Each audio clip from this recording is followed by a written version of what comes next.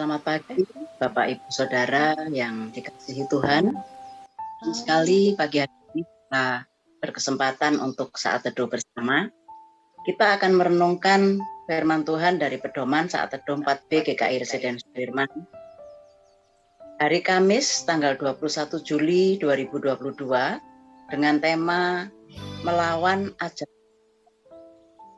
Mari Bapak Ibu, sebelumnya kita akan memuji Tuhan dari sebuah lagu Ku Sadari untuk mempersiapkan hati dan pikiran kita menyambut firman-Nya.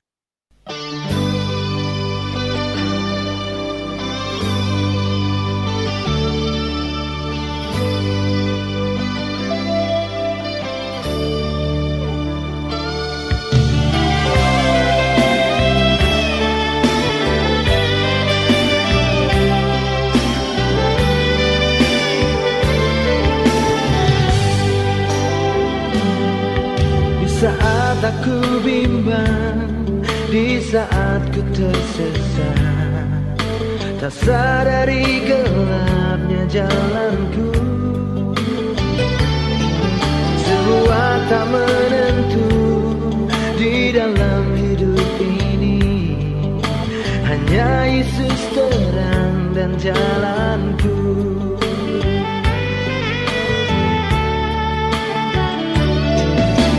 Telah ku sadari jalan yang ku lalui, semuanya hanya sementara. Satu jalan yang pasti, hidup bersama Yesus. Damai selalu mengiring langkahku.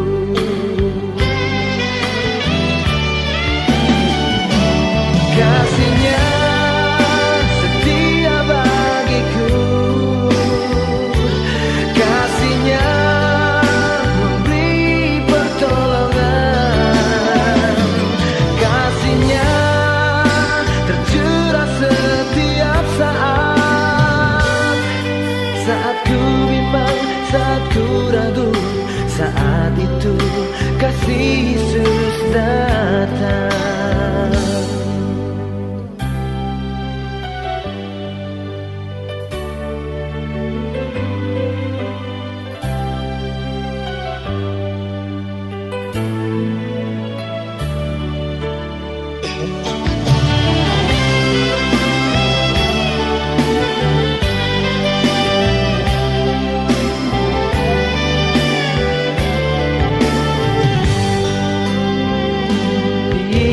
Telah ku sadari jalan yang ku lalui, semuanya hanya sementara. Satu jalan yang pasti, hidup bersama Yesus. Damai selalu mengiring langkahku.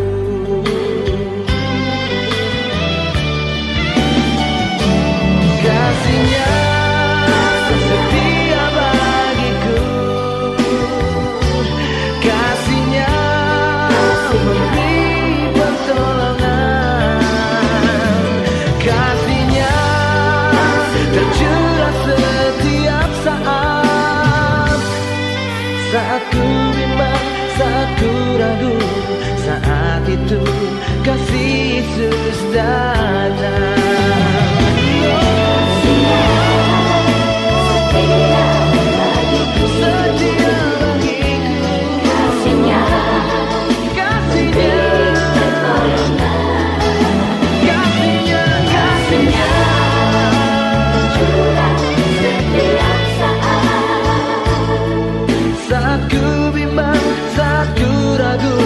Saat itu kasih Yesus datang. Kasih-Nya setia, Dia setia. Kasih-Nya beri pertolongan, kasih-Nya curah setiap saat. Saat ku bimbang, saat ku ragu, saat itu kasih Yesus datang.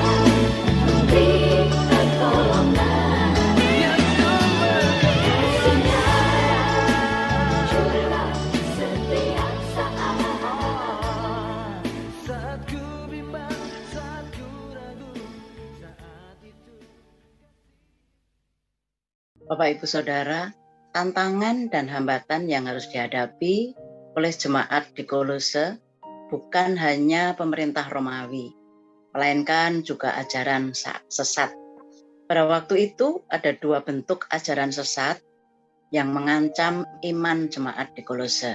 Pertama, sebuah ajaran filsafat yang dikenal dengan nama Gnostikisme.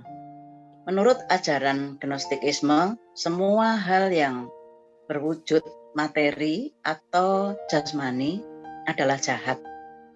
Karena itu, mereka menentang ajaran mengenai Allah yang menciptakan alam semesta. Mereka juga menentang gagasan mengenai Kristus sebagai Allah yang menjadi manusia. Bagi mereka, Allah yang mulia tidak mungkin menciptakan dunia materi yang jahat, apalagi memakai wujud jasmani sebagai manusia. Kemudian yang kedua, ajaran Yudaisme fanatik yang mewajibkan orang-orang Kristen untuk bersunat. Bagaimana Rasul Paulus menolong jemaat di Kolose untuk melawan dua ajaran sesat ini? Mari Bapak Ibu kita merenungkan bersama. Firman Tuhan yang mendasari renungan kita pagi hari ini diambil dari Kolose 2 ayat 6 sampai dengan 15. Nanti akan dibacakan oleh Pak Denny. Sebelumnya mari kita bersama-sama berdoa. Bapa di dalam surga, terima kasih untuk kesempatan pagi hari ini Tuhan.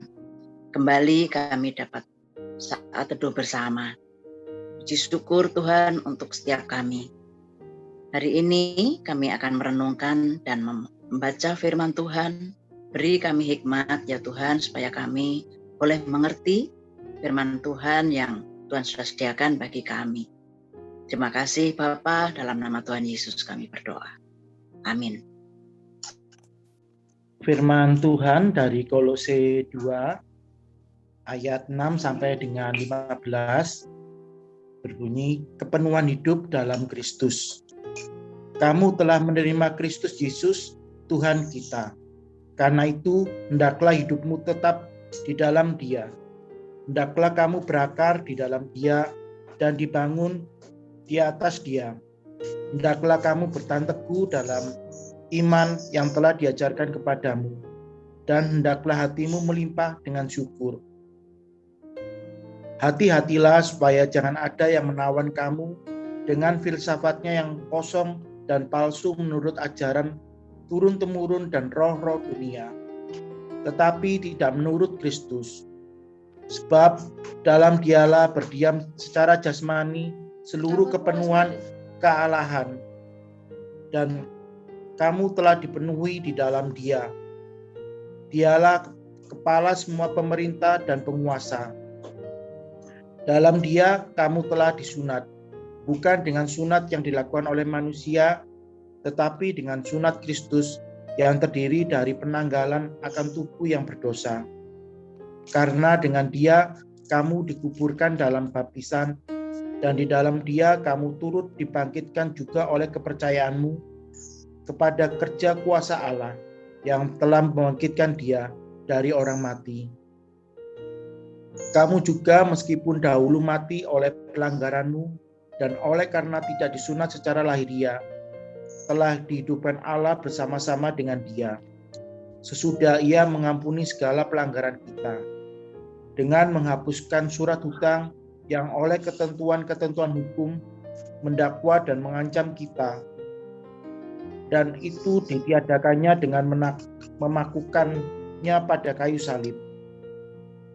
Ia telah meliputi pemerintah-pemerintah dan penguasa-penguasa dan menjadikan mereka tontonan umum dalam kemenangannya atas mereka. Demikian firman Tuhan. Terima kasih Pak Denny. Bapak Ibu Saudara, Rasul Paulus menasihati mereka agar setelah menerima Kristus, mereka tetap hidup di dalam Dia. Artinya, mereka terus mempelajari dan melakukan ajaran Kristus di dalam kehidupan mereka. Dengan demikian, iman mereka akan semakin teguh. Paulus menggunakan dua gambaran mengenai Kristus seperti sebuah akar dari sebuah pohon dan seperti sebuah fondasi dari sebuah bangunan. Paulus juga menasihati mereka agar senantiasa bersyukur. Hilangnya rasa syukur sering menjadi gejala awal yang menunjukkan bahwa iman kita sedang sakit. Dengan iman yang teguh dan sehat, mereka akan mampu menghadapi ajaran sesat. Terhadap ajaran kaum Gnostik, Paulus menasihati mereka agar berhati-hati. Ini terkait dengan dua karakter ajaran Gnostik yang mereka hadapi, yaitu menawan atau membuat seseorang tertarik untuk mengikutinya, dan palsu atau membuat orang tertipu. Di ayat 9, Paulus menegaskan kembali bagian pokok iman Kristen yang disangkal oleh kaum Gnostik, yaitu bahwa Kristus adalah manusia sejati sekaligus juga Allah yang sejati. Paulus juga menasihati agar mereka menolak kaum Yahudi yang memaksakan sunat. Paulus menegaskan bahwa mereka telah disunat di dalam Kristus. Dapat kita baca pada ayat 11. Bahkan sunat yang mereka terima itu dilakukan oleh Kristus sendiri, bukan oleh manusia. Sunat bagi orang-orang Kolose terjadi ketika mereka menerima baptisan yang dilaksanakan berdasarkan iman mereka kepada Allah yang telah membangkitkan Kristus dari antara orang mati. Dengan iman itu mereka mendapatkan pengampunan dosa dan kehidupan bersama Kristus. Mari kita merenungkannya. Mempelajari dan melakukan ajaran Kristus dengan tekun dan setia adalah cara yang terbaik untuk memperteguh iman kita dan untuk melawan ajaran sesat. Mari Bapak Ibu kita berdoa. Tuhan, berikanlah kami hikmat-Mu agar kami mampu mempelajari dan melakukan firman-Mu di dalam hidup kami hari lepas hari. Tolong kami ya Tuhan, agar kami mampu untuk melakukannya. Di dalam Kristus kami berdoa. Amin. Bapak Ibu Saudara, kita dapat menindaklanjuti firman Tuhan pagi hari ini. Kita akan memilih sebuah buku yang akan kita baca sampai selesai. Buku yang dapat membuat kita semakin mengenal Kristus, sehingga iman kita semakin teguh dan kuat ketika kita menghadapi berbagai ajaran sesat di sekitar kita. Tuhan Yesus memberkati dan menolong kita semua. Amin.